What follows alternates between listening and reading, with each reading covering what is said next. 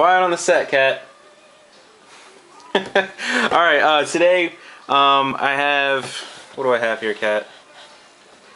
Pathfinder Adventure Card Game. Cat's got cat's tongue, apparently. Terrible joke. Alright, anyway. I'm not going to be doing any rules, really, of how this is set up or anything, really. I'm just kind of going to show you a little bit of gameplay. I'll touch at certain points of how things work and stuff like that. It's just a quick video, just for fun, I think, just to show a little bit of gameplay. We already played the first scenario of Perils of the Lost Coast. We've already played through a whole adventure path. The top adventure path is all of these cards right here, which are scenarios with 2 different characters, and I think we decided to try 2 other characters, and we were first starting off with the base set. We started off with the expansion set first with the other characters. So I think we're just going to try this first, and then these characters are going to go on to this. This is a Pathfinder Adventure Game is like a role play slash, well, it's actually more of a card game, dungeon crawl, loot get, adventure get. And we have Karma Chameleon in the background, apparently, with Boy George, which is funny because I've actually met Boy George. It's kind of weird. Yeah, I actually met him. Anyway, kind of weird, off topic. But so kind of this is how it works. Is they get like you pick your characters, you get a different amount of characters. You can look up kind of what this game is. Again, this is kind of just a quick run through, not really telling you everything about it. But you can kind of see every character has a character sheet and their rules and special powers and stuff like that. That's Valeros, and she's using Harsk over here. He's like a dwarf ranger, kind of, and he's kind of just like a straight up warrior mercenary type guy. So to break it down real quick, it goes the topmost adventure path has an adventure, a set of adventures. Each set of adventures has a set of scenarios, and then each set of scenarios has a set of locations, and each set of locations has a set of cards. So you kind of go like up the scale. You have to beat the locations to beat that scenario. Each scenario has like a reward, and with the different cards and battles you go through, you collect different cards, but you can never have more than your actual deck. But you get to add flavor to your deck and add better cards to your deck eventually. And of course, some scenarios give you different stat upgrades. So it's kind of like a role-play game in that aspect. Plus they got cool like flavor texts and stuff like that. So that's a quick breakdown of what we're going to be doing. We got the dice here. Let me set up this. We've already beat this first scenario of the first adventure base set. So you can see it's kind of under here for there. So we're going to head to the poison... What is this? The next one is Poison Pill. Let me see if I can get that puppy in focus real quick. So you can see for 2 players it's going to be Town Square, Village House, City Gate, and General Store. If you had 3 players, it'd be all those plus the Apothecary. 4 players, Sandpoint Cathedral, etc., etc. And then this is what is put in there. Poison traps are the bad guys, extra bad guys. And then this is like the scenario, during the scenario kind of thing. It'll be harder to get allies. And then this is your reward. So each character draws a random weapon from the box, which is cool. Not cool for a lot of characters because the first character played is like a mage or something, or wizard, and she doesn't get weapons. So sometimes it's not really that great. So local alchemist, Aliver Pillbug Podiker sells all manner of herbs, but supposedly also drugs, venoms, and worse. His current interest experimenting with lethal poisonous rat traps is getting dangerously out of hand. Disarm his deadly traps before someone gets hurt. So that's kind of like the flavor. And I like to make fun of Cat's little dwarf. So we're going to get to it. Alright, so what we're doing right now, I'm going to do a little quick snippet here. Before we enter, we look at the scenario. And like I said before, you look at what locations need to be here. So we set up our locations. Each location has a few rules on it. Don't want to focus. I hate this. Alright, so as you can see, when you make your deck for the location, you just go through the deck. It's usually already in order. So you pick a monster, a barrier. It's all random. So shuffle it up, pick a monster, and whatever needs to be put in here. So like there's 3 allies, there's 1 of each. But each location will have a trap as per our objective is to disable all the traps. So right now we're just building the decks up to whatever needs to be done in them. And again, each location has something different that they can do. Like if you close a location, like some will have no effect, some will have some. Like when closing, banish a card from your hand to close the location. And then when attempting to check to acquire an ally, you may instead recharge your card to automatically acquire the ally. So that's really good because it's hard to acquire allies as per the scenario. +2 difficulty apparently. So right now we're going to build up the decks, and then we're going to shuffle the decks so it's random, and then our heroes will enter the scenario. Alright, so now we have our heroes. We get to decide where our heroes are going to start in what location. We have a couple number of things besides that too. We draw our hand size, as you can see. I'll show you for example right here. Hand size at the bottom here is 4.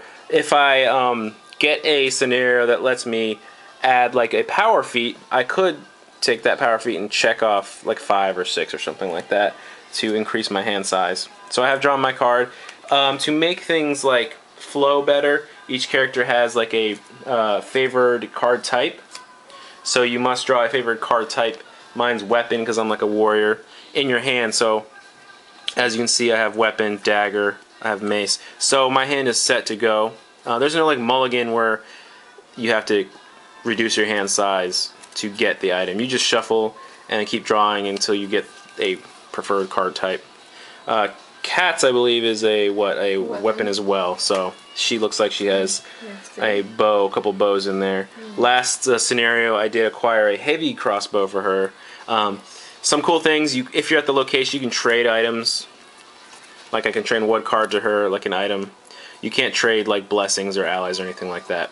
So that's cool. At the end of the game, the scenario, it's cool too because you can like after your adventure, you can pile all your winnings, and while you're constructing your deck, you can kind of flip-flop cards between the players to you know better your hands and decks and stuff like that. It's a very co-op game. What else? Over here, we have our blessing turn counter. It's a countdown, so it's kind of a time game in the sense of turn counts. So we have 30 random blessings, and I'll let Kat go first so I can explain kind of what's going on. I'm going to start personally in the general store because general store has some pretty good items and gear in there, and I want to start out there with it. But there's monsters and bad guys, and of course there's a trap, and our objective, of course. So Valeros, I'm not gonna read his awesome scenario, but I will kind of throw in a little bit of cool narrative and roleplay in there for us, make it a little flavorful.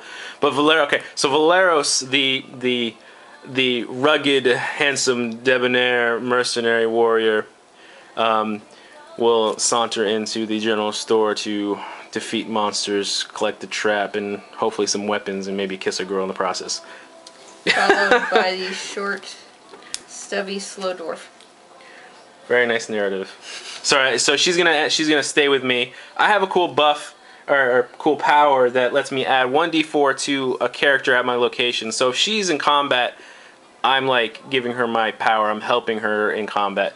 She has a cool power that I think you discard a recharge card to add a d4 to a combat check at another location. So she's kind of like the ranger. So she could like be here, and I could be in combat like over here, and she could like shoot across and help me out. And there's different ways of like you know, playing these scenarios. We don't have to enter the same place. You can be at different locations and stuff like that. So I guess we'll just do a turn real quick, kind of show what's going on. I think I've already read the poison pill scenario, and I won't have to read the backs, but each one has like a cool little narrative that tells them what the general story. You can see in the back there's a big nice narrative. in there. So what you first do is you're going to turn the turn counter for the person who's going, and that starts it off. There are different little blessings that copy the blessings if you don't want to use the one in your hand.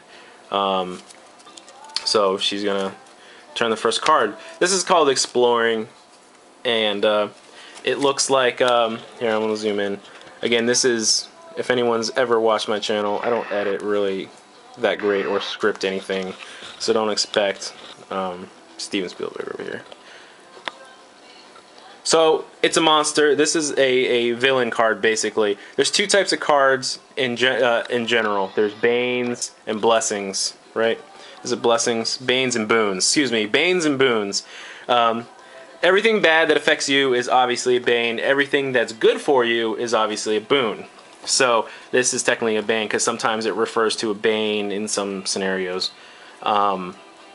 So what happens is, make sure you check everything that might affect you. I know this doesn't affect us. This is not an ally. This is if you encounter anything other than an armor, an item, or a weapon. After exploring, you may explore again. So this is a monster. Right now, out the gate, so she has a instant thing that goes on. Before the encounter, discard a random ally from your hand, so she has one, she has to discard it. Looks like she doesn't, so she doesn't have to. Other than that, she has to beat an 11. Now, if you don't have a weapon or anything to start out with, of your preferred, I guess, fight type, then you have to go to your strength. Just your straight up, I'm going to punch you in the face. But she obviously drew preferred weapon type, which is her heavy crossbow. So she has to beat an 11 on the dice, and there's multitude of different types of dice. Obviously, D&D style, lots of weird hexagonal, octagonal, quadogonal, hexahedral dice. Okay. So basically she's a dex type character, so this crossbow is obviously giving her bonus in dex, so she can now default to her obvious primary attack, which is her dex. I believe it's a D8 or a D10, excuse me. It's a D10. So her card's letting her use her primary attack, which is a D10 dice. Plus, because it's a cool weapon. Oh no, my primary, sorry, is a D8. Okay, so her primary is a D8. The crossbow is a D10. So it gives her her regular attack, which is D8, then the heavy crossbow buff, which is a D10. And I have dexterity, so I automatically get an additional 3. So she has like a specialty, so she gets +3 to that roll. So it's technically like an 8. So she needs to get an 8 on the dice she rolls. Now I could, if I had anything special. If I had anything special, I could actually help, but I don't obviously do. But I do have my power, my little buff, that since she's in the same location, I can lend her a D4. Take a D4. And so, basically, she needs an 8, right? You need an 8 or higher. And it just defeats the monster. So she got an 8, 9, so she beat it by 1. So, good job, Kat. So, it's defeated. Huzzah! The dwarf saunters in with Valeros the Handsome, while suddenly a traitor comes out of the midst and attacks us. Okay, and since I didn't encounter an armor, an item, or a weapon, I can immediately explore again. Correct. What? The general store. So we have a Cape of Escape. It's an item.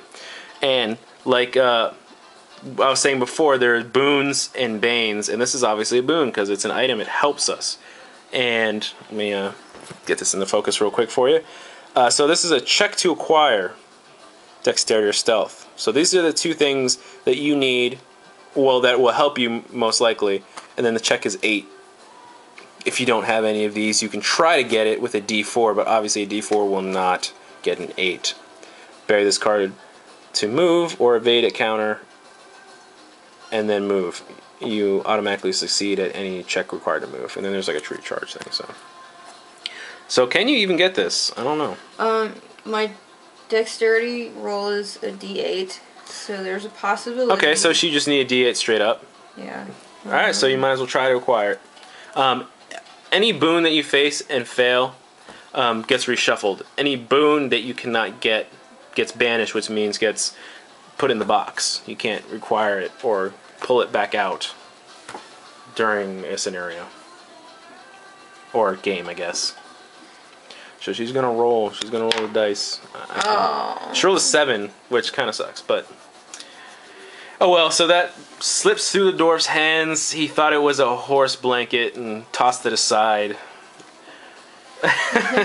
So at the end of the turn, if you do not have your full hand size, you redraw.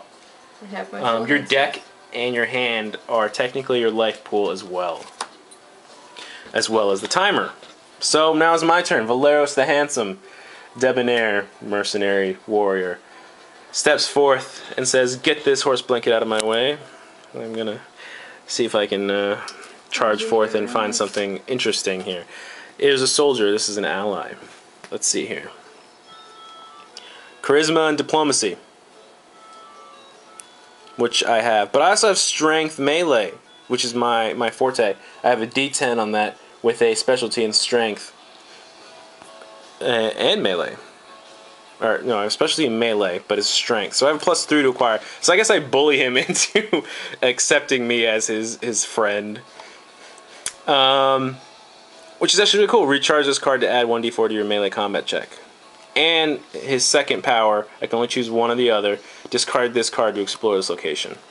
So I'm going to bully him with my strength. Oh, and yeah, and Kat's pointing out that I have +2 difficulty because of the scenario. So that makes it 8, 9, 10.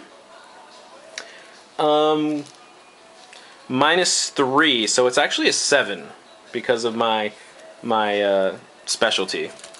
And then, so I'm going to grab this D10 here, and I will move my, see if I can get a 7. A 4. I'm terrible. I bully him, but he is not impressed. He says, "I'm a soldier, you're a mercenary, get out of my face." So Valeros, not really liking that. I don't have anything to keep going. So now it is Kat's turn. Well, you drew yeah. something other than, so... Oh, okay. You're right. Okay, so it's not anything... It is not an armor, an item, or a weapon, so therefore I explore again. And here's an item. So, Holy Water! And this is Wisdom Divine, so I'm probably not going to be able to pick this up. My Wisdom is D4. I do not have any Divine, so I'm not going to be able to pick this up. Unfortunately, Valeros, cocky as he is, thinks it's just some bottle of water, dirty water, and tosses it aside as he rummages through the general store. Unfortunately, the holy water is pushed aside. Harsk's turn. So she's going to flip the card.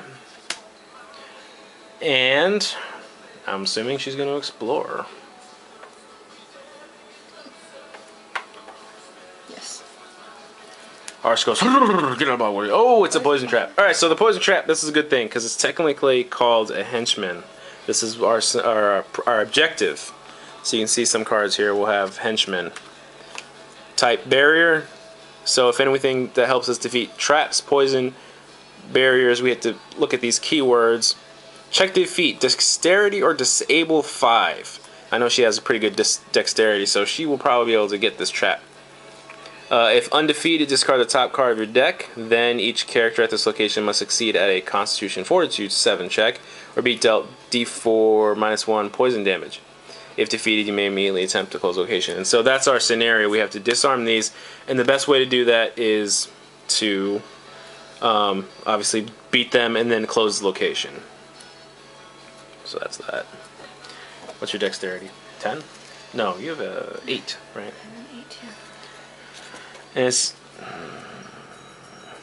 but you don't have a specialty in disable, so it's going to be a 5 on a D8, correct? I don't have, unfortunately, anything to help.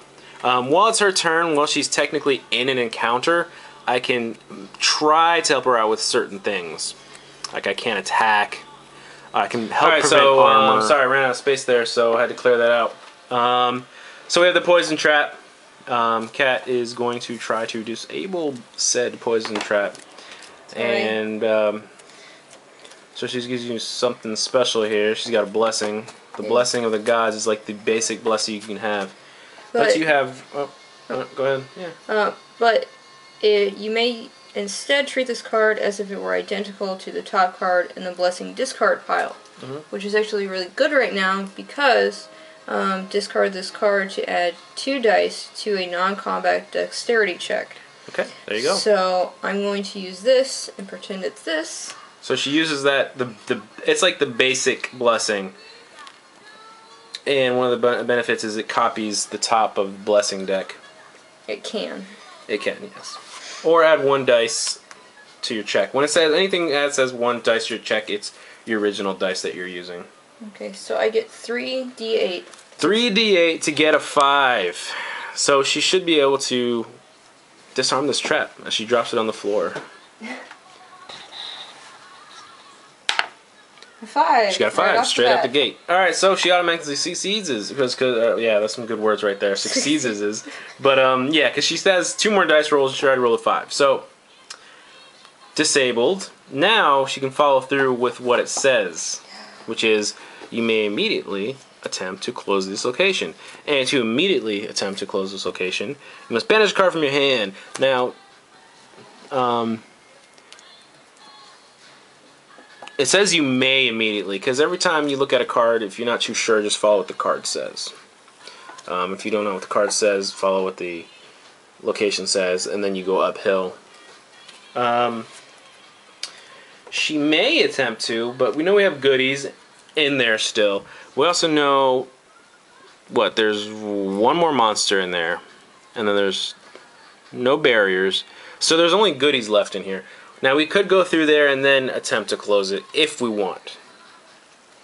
I have a standard bear which will help me explore this location, which will help prevent more turn counts. If you want to. That was technically a trap, so you can technically may immediately, so you may ignore that and attempt to gather more loots. Yeah. If you want. I want to. And honestly, I don't want to banish any of these cards. Yeah, you have pretty good cards in your hand, so I would just keep going. I agree. So I will, So says Valeros. So since I can explore, I will go ahead and explore. It's a nice wooden shield. And Constitution Fortitude, I have a +2, and I get a D12. So D12. Alright. So you need a 2+, basically. Yes. Anything but a 1. 3. 3. Okay, you got yourself a wooden shield. Good job. Good job. Got that wooden shield. So now Valeros, the handsome, will go. So she helped me. She turned my card for me. It's kind of far away from me right now. So I will explore. What do we have here? We have a short sword, says Valeros. I think I shall acquire said sword. My stout, bearded friend. I can let you know right now. You can let me know. That since it's a strength melee, you have +3 melee. So you're going to automatically acquire it because you will always roll at least a 1. This is correct. So she explained it all for you right there. So there you go. I'm going to acquire said sword. Get out of my way, dwarf. My friend. I don't want that sword. Yes. Well. Well, since I can't follow that's the location rule, but I still have my standard bear. My standard bear's second option is I can discard this card to explore the location. So I'm going to say, standard bear, my friend, like, help me explore. And she goes, okay. And she helps me explore. Thieves' tools. Alright. Let's see. Dexterity, disable 4 to collect. This helps me defeat barriers. My dexterity is 8. So I have a 50-50, I believe. It's difficulty 4. So let's try to get it somewhere you can see my terrible roll. Seems like every time I zoom in for a roll, it like fails. Oh, I got an 8. Cool. So I got some thieves tools. Even if they don't really help you at the moment, it's also good to have in your hand because, again, your hand and your deck is your life pool. So it's good to kind of just keep things flowing regardless. Right now, since she's in my location, I'm going to trade her an item because otherwise I have to discard an item. And I would like to discard it. Again, if anything is incorrect, well, then they're incorrect. But we're going to try to follow the rules as best as possible. This is like our fourth game. Well, a couple games in. But, you know, we can't get everything right, obviously, for obvious. You know, we're not trying to cheat or anything. Alright, so go ahead and turn your card blessing counter. And it is Horsk, the dwarf's turn. It is a mercenary. And mercenary says, the difficulty to defeat the mercenary is increased by the adventure deck number of the current scenario. And we're doing the base one, which is number B, or letter B, in this case. Which means it's not going to increase the difficulty. If we were doing the expansions, they will have 1, 2. So if we were using that one, he'd be +1. But right now he's just 10. So right now she just needs a 10+ to defeat him. So again, she's going to whip out one of her weapons of mass destruction. Her heavy crossbow. I will whip out my heavy crossbow, and I will also throw my star knife, because when playing another weapon, you may discard this card to add a d4 to combat. Okay.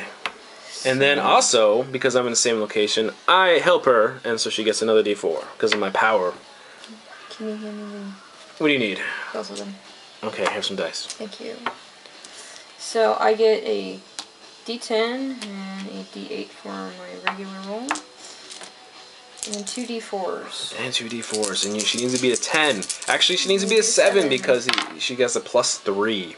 So we kind of just, if there's like a, you know, we just throw that in there. Just subtract it already from it. So I rolled a 7, which is, you know, very lucky, but in reality I rolled an 11. So yes, because she had extra dice. Yes, we have not gotten extra dice for this game. So yeah, twang. So she fires a bolt right into his dome. And then, of course, for being a general store, now she can open up and find a mace.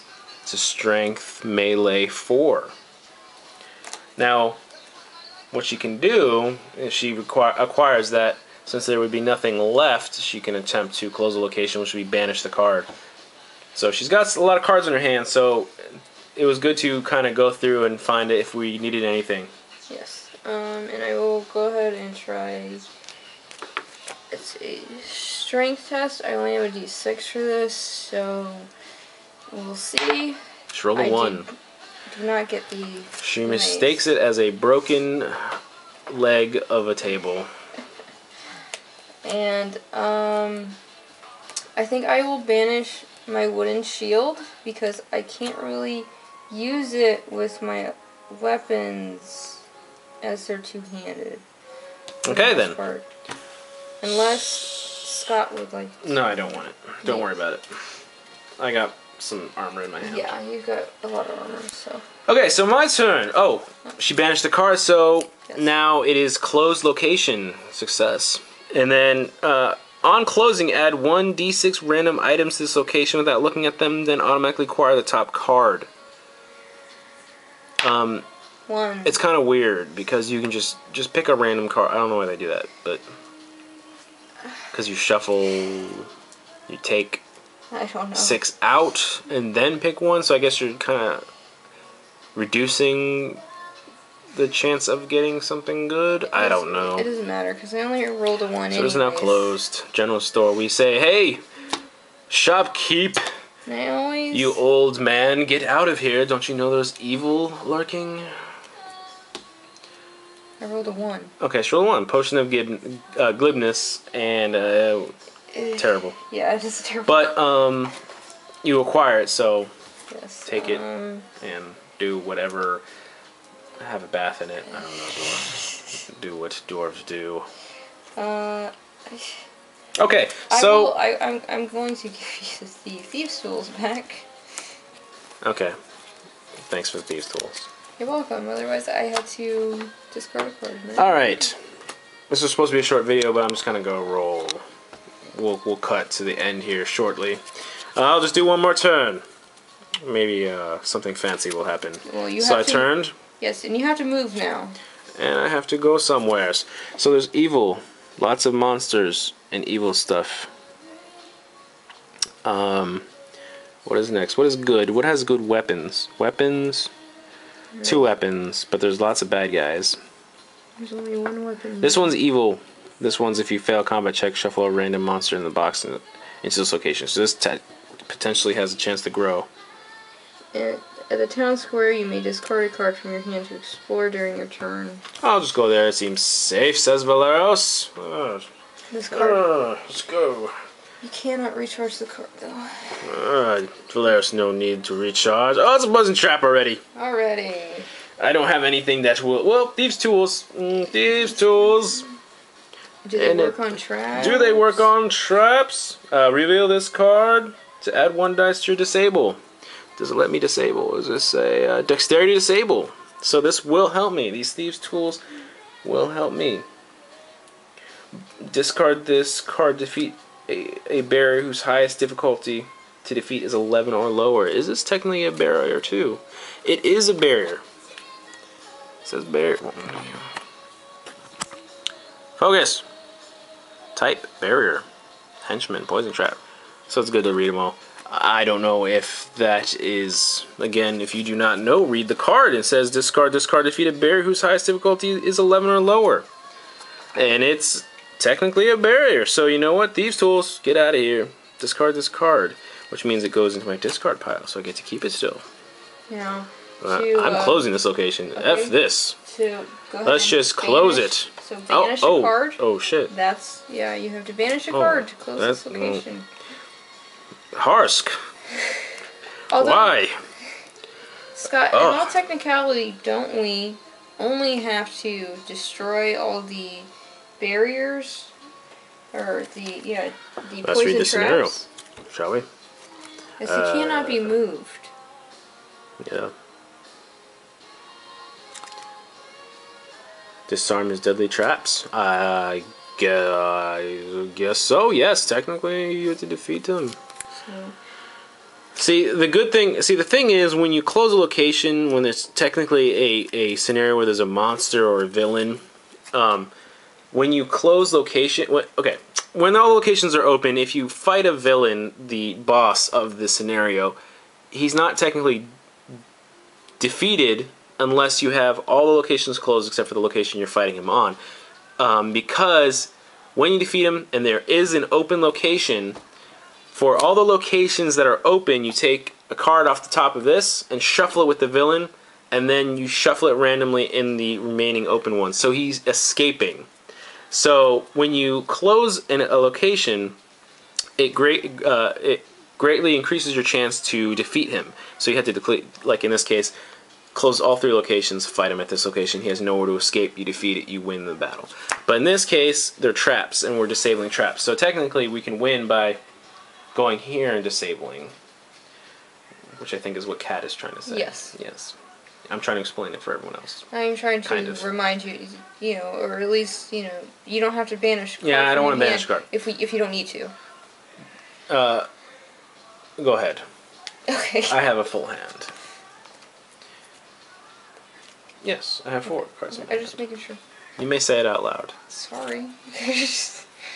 Well, Harsk, I don't know what to tell you. There was a trap here. I threw some tools at it, and it went away. Oh, okay. Well, but there are still monsters here, and potential goodies. Harsk, my pack rat friend. As you can see, Harsk the dwarf. Yes, a pack rat friend of mine. He's my pack mule. I mean, my good friend. Pack mule. Thanks. I mean, Harsk. So, would you like me to come join you in the town square? You can do whatever you want, Harsk. Okay, well, I think I am going to go to the village house. Well, fine, go to the village house. abandon me. I don't think I want to be near you as you're making fun of me and decidingly telling me I'm your pack mule. I do it in good fun. Harsk, come back. She's dying. Alright, so she turned her card, and Harsk is going to turn a location here. And this is an ally, but remember, the scenario is +2 difficulty. And it is also more difficult. No, when attempting to check to acquire an ally, you may instead recharge a card and automatically acquire. So it actually helps, because when you charge, you take your card. Let me show you. When you recharge, you're taking a potential, whatever it says to recharge. So like if it says recharge from your hand, you're taking this card, putting it on the bottom of your deck, all the way in the bottom. So you're helping your deck your health stay alive. When you discard, it goes to a discard pile. When you bury something, you put it under your character sheet, like so. This is potentially harmful because not only is your health decreased technically, but you cannot use it for the rest of the game, that particular game. But you get to keep it for your deck. My sorcerer kept doing this and almost died because she kept banishing, or not banishing, discarding.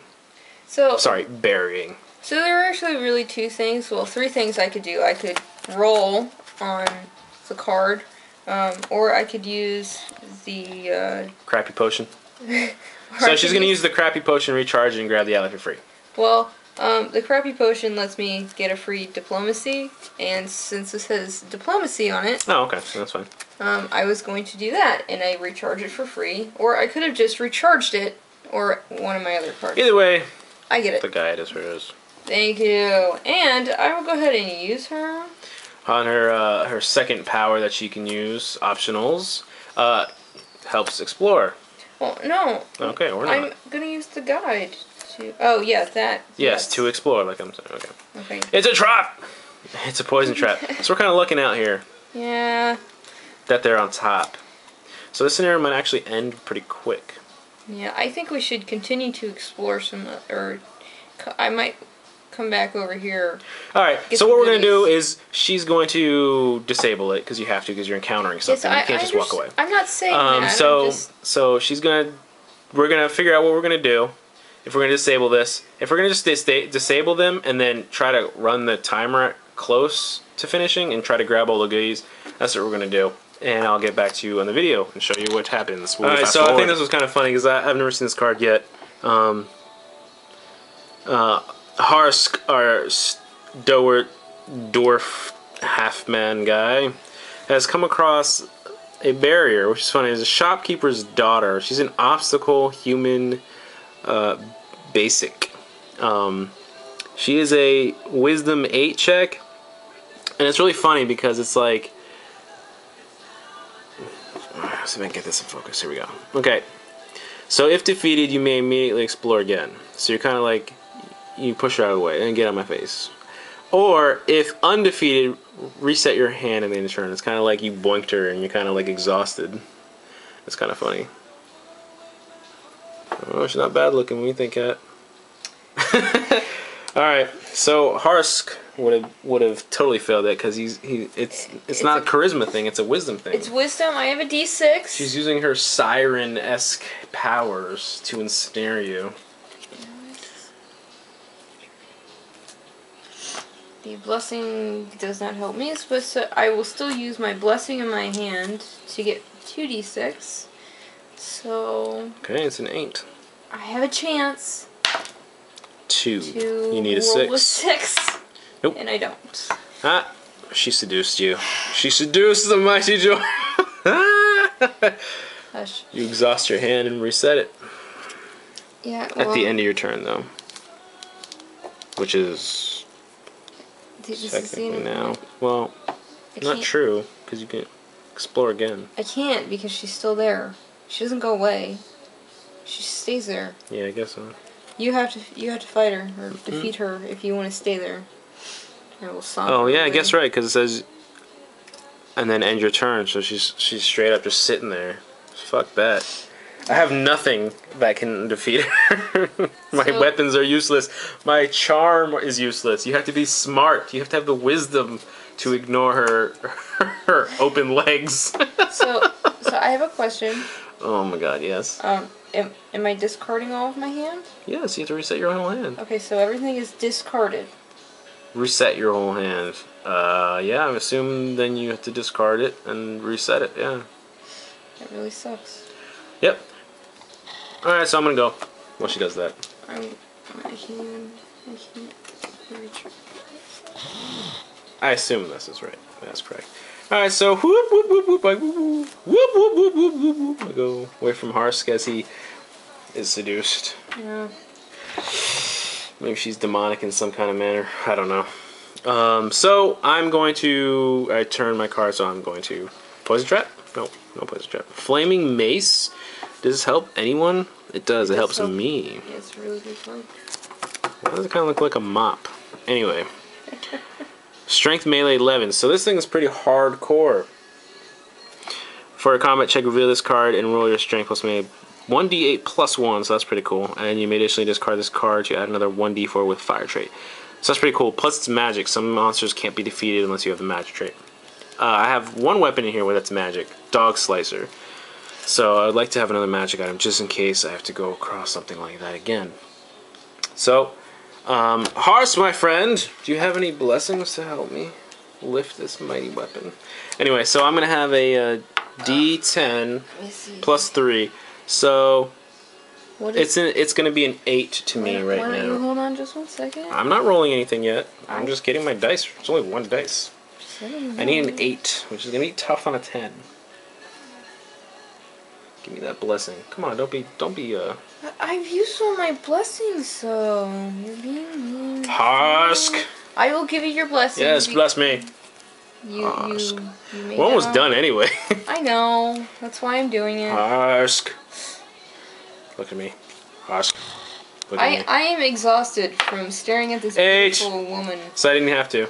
Well, we'll again just in case. So 15 in total. I lift the mighty weapon. Harsk. It does not burn you. You have done good. And I'm going to discard. I have a power that says when you play a weapon, you may charge it instead of discarding it. But I'm not playing it, so I have to actually technically discard it. I'm not playing it. But I got my Flaming Mace of Awesomeness, so that's good turn. Alright, so this looks like it's going to be the end, because it looks like after the Flaming Mace was the Poison Trap. And to end the scenario, you have to defeat the Poison Traps. This is the last one. If we did this wrong, go ahead and throw comments if you want, but I believe you don't have to close all the locations in this scenario, because you have to beat the Poison Traps. If undefeated, discard the top card of your deck. Then each character at this location. I don't know if Henchman. I don't know if it moves around or not. I don't know. It's only difficulty 5, which is like. It's not difficult to beat anyway. The second scenario, it seems that they're good scenarios. They're supposed to allow you to beef up your characters. Yeah, well, we'll find out, I guess. I guess she's gonna look in the rulebook. She's got it right there. Yeah. I'm not too sure if the traps move around or not. Look at this. Look at this. She's rough. She's rough. Yeah, I'll show you this is the poison trap.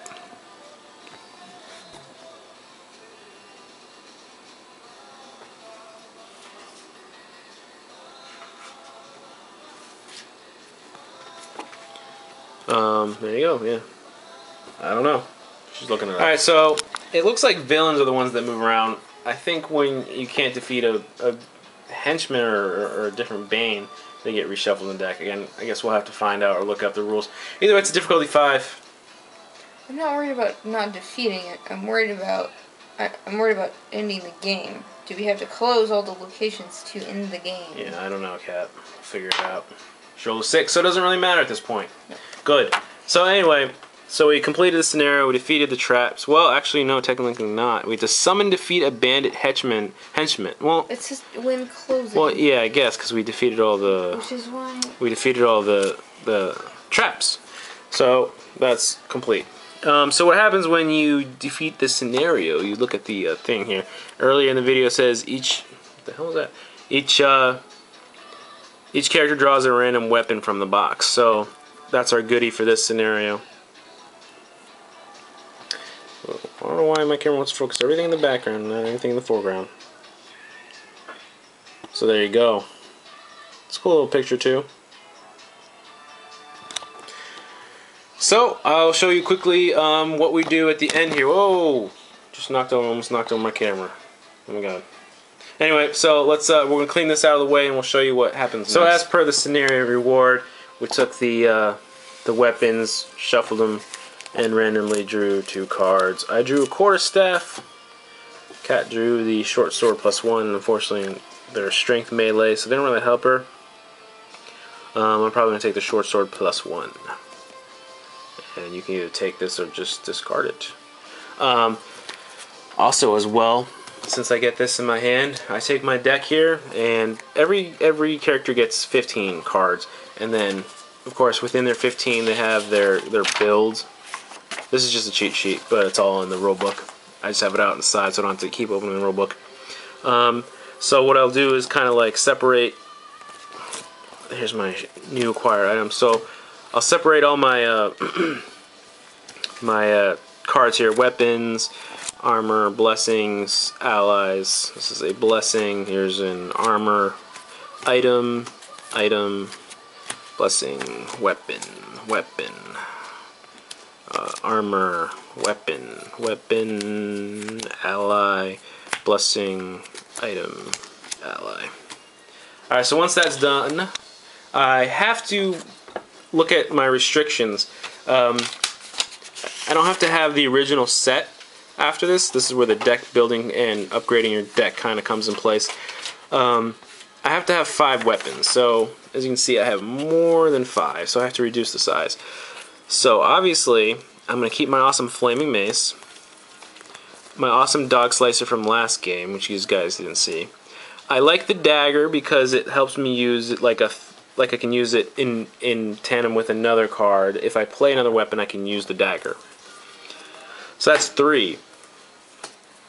I like to take the mace because I know, well, this is also a mace, so let's not take the mace. I like the mace because it has bludgeoning, and bludgeoning is good against skeletons in this game because piercing there's no organs, and bludgeoning kind of breaks the bones. I guess that's their short sword +1, obviously. So in that case, there's short sword, a long sword, or another mace. Looks like D8, D6, D6, or actually the mace is pretty good. I'll take the mace. Let's see. 2 bludgeonings and a couple piercings. So that's pretty good. So I'll do that. So 3, 4, 5. And what I can do now is these weapons I can kind of put in the pool here. So if Kat wants to take any of those, she can, but they're kind of like cruddy, so don't really help her. Hers don't really help me. Kind of funny. For armor, I can have 3. I already have 3 remaining, so can't really put that in the pool. I will keep my 3. I have put these allies. So she put allies out there. She's done with her allies. Let's see, guide. I kind of like the guide. Let's see. Perception, non-combat.